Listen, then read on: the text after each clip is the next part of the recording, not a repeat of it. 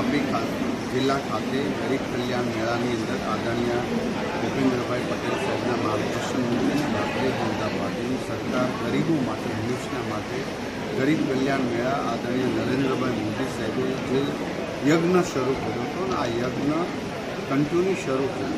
આજે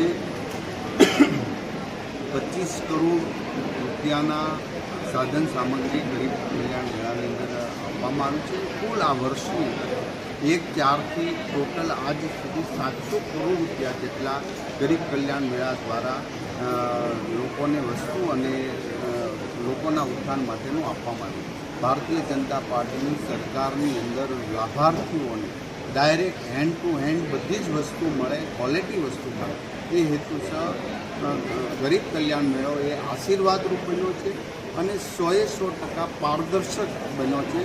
ગરીબ લોકોને મળતી યોજના એને